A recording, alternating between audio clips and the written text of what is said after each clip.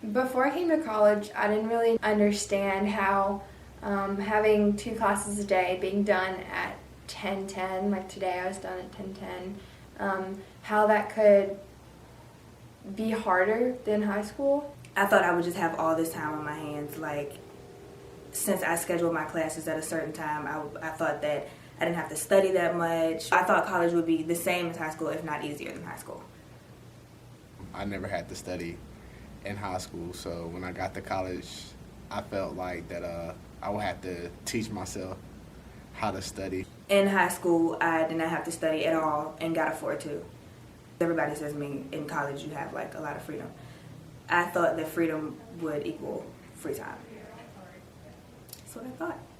My first semester here at Randolph-Macon, I didn't do as well as I wish I would have done because the fact I was still transitioning from high school here to college, and I still had the same way that well, if I don't study, then I'll be all right. I always make it through, but it got a lot tougher. But as soon as I started to get acclimated to how what my professors wanted from me and everything, then I started doing much better.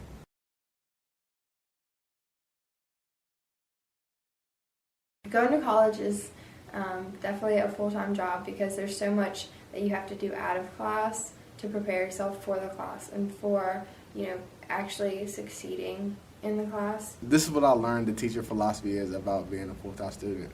So apparently, if you have a class that's like an hour and a half long, then you're supposed to spend at least 3 hours out of class to do that work, which it was, I really didn't put the math together, but like that's what's expected. Regardless if I have a test the next day or not, I study every night.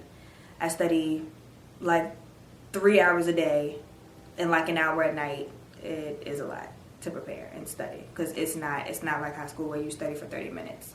After you get out of class, your day is really never done because you have all that work, and there's always reading and stuff you can do. You can always get ahead, but sometimes you just like you don't want to get behind because once you get behind, it's hard to climb back up. And in college, I have the same class on Monday, Wednesday, and Friday, but I'm finding myself Monday night studying for the class Wednesday or going over the notes. In high school, you could get away with not reading, and I know a lot of high schools use Spark Notes, but in college you have to read, and there's no Spark Notes. If you don't read, you're out of luck.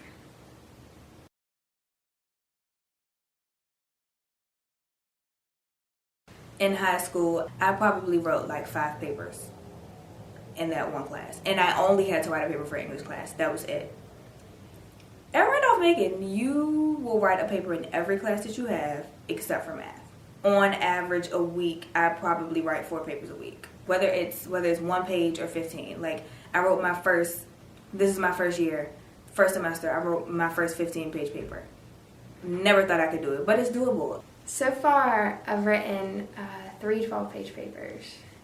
In high school, the biggest paper I think I wrote was 5, and that was once. My shortest paper has been a 3-page paper. My longest paper has been a 15-page paper, so it varies.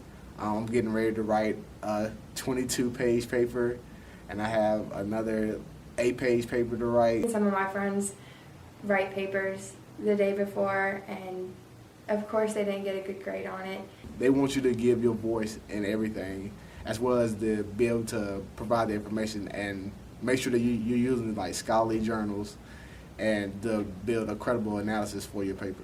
A lot of the professors here will, if you turn in a rough draft, like they'll really go over with you and they'll help you explain like how to put more detail into it and how to make it longer. It's not as bad as it seems.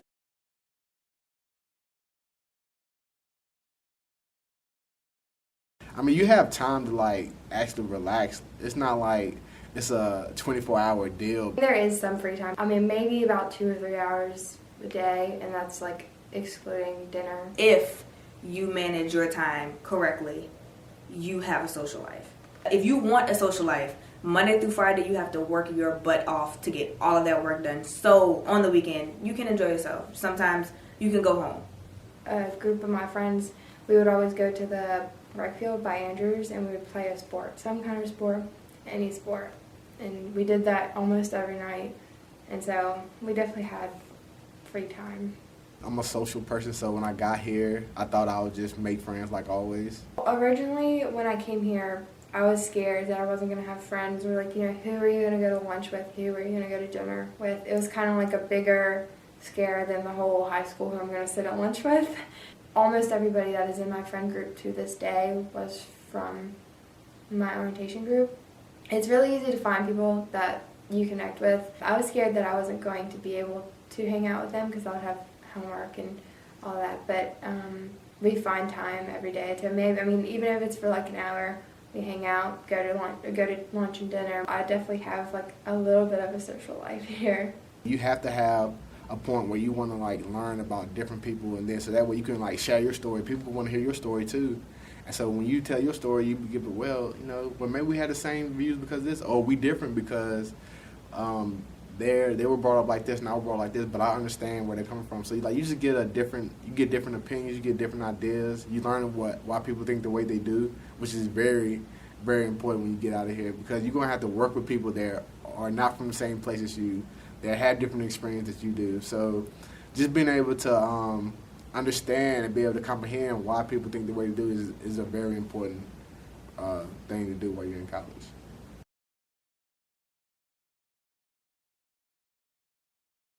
I want to join the Leadership Fellows, and I feel like, having clubs and having like a group, maybe even if it's older students, they can help you with finding or, looking for future teachers or giving you advice on papers and work.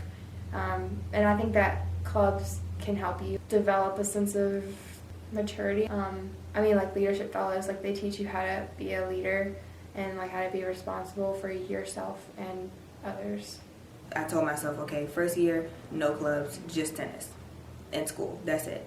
Now after that, you kind of do want to get involved in clubs because those connections will help you later on when you're trying to get a job. You're trying to build a foundation for yourself. It's good to have those connections. So clubs in college that's very good. As I got into my sophomore year, I started getting a little bit more involved here on campus. So I got in a group called One Change, and so I met different people there. And then through like some of the community service that we did, we met even different other organizations that we're doing.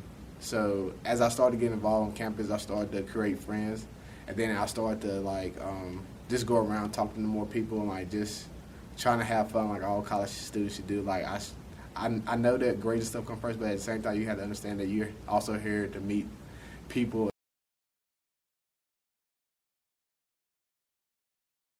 Don't expect your first year, don't expect to come and it be just like high school where you just have a set time where you go, a set time when you leave, you study for 30 minutes, and that's it. It's not like that. Expect it to be really hard. Just because you might have got an A in bio in high school, expect things to be a lot harder than what they were in high school. If you know what you're getting into, then I feel like that you'll be able to transition much more smoother. I guess if I could be told anything a year ago that I wasn't told, it would be that quizzes here are not quizzes like they were in high school. They're more difficult. They're tests. You can't just go into class not prepared and get a C on a quiz here. You actually have to know what you're talking about. And tests are harder than SOLs, maybe some of them. Midterms, they're difficult. And a lot of my exams here, I didn't take a bubble or ABC test until this semester, so second semester. The first semester was all papers. All my quizzes were writing short answers.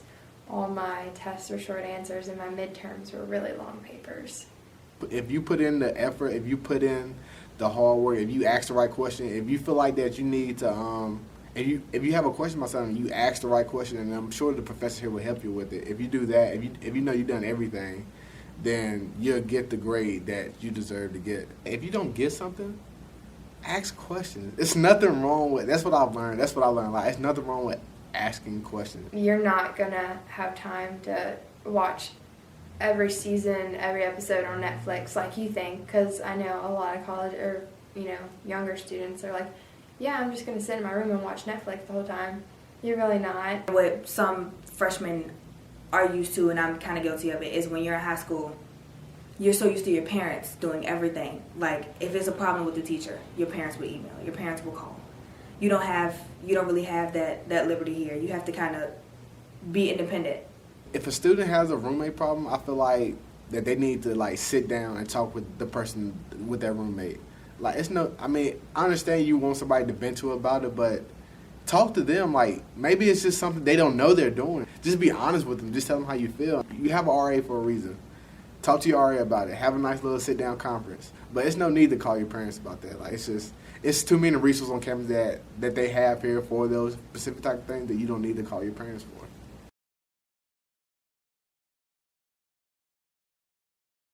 Let the kids talk to the professor. There's no need for parents to call the professor because asking why my student got this grade. Like, at the end of the day, your kid is the one doing the work. Let them ask the question. Let them get the feedback from the professor. Let your kid be able to take responsibility for the grade they get and just like be able to be grown enough to talk to the professor and ask him what's going on in the class. Don't expect when your child comes home for the first time, they're not going to be the same person. When I came home for the first time, I sounded more mature, I acted more mature, I was talking about school. It sounds bad at first that you have to go from your parents doing everything for you to you doing everything for yourself. It sounds bad, but once you get comfortable, it's like you feel grown. You feel like an adult. You don't understand, the kids don't understand it. Everything's a learning experience. College is a completely different atmosphere, and if the kids don't call you back, they're not mad at you, they're not growing up. It's just they're busy, they're doing homework, they're trying to figure out who they are.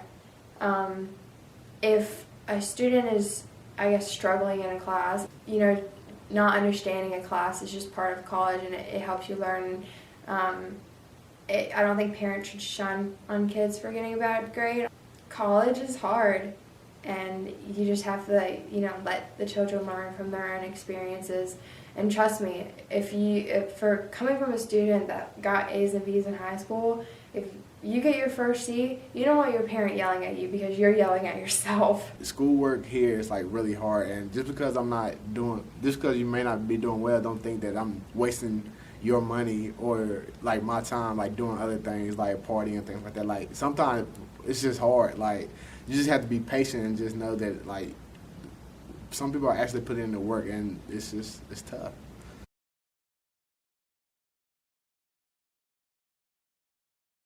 I wish they understood that I couldn't call them all the time because I'm actually have schoolwork to do. I mean, I know they want to talk to make sure that I'm okay since I'm the last one to basically go to school, but they have to understand, like, at the end of the day, you gotta let your kids grow up. And just because you don't hear from them every day doesn't mean something is wrong. You just gotta let them grow up and be adults, because that's what they're here for. They're here to grow.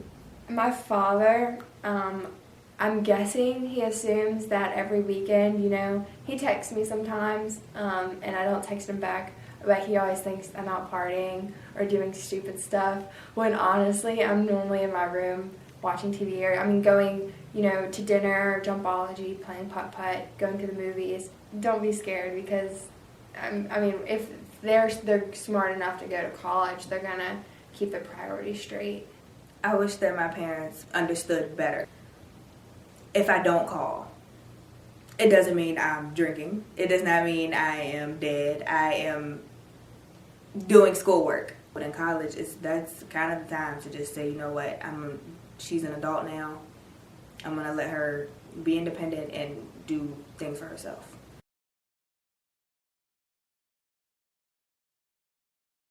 It's a lot. It's doable to transition from high school to Randolph-Macon. It's doable, but it's all about your priorities. Your priorities have to be straight. If this is really what you want, you will put the time in.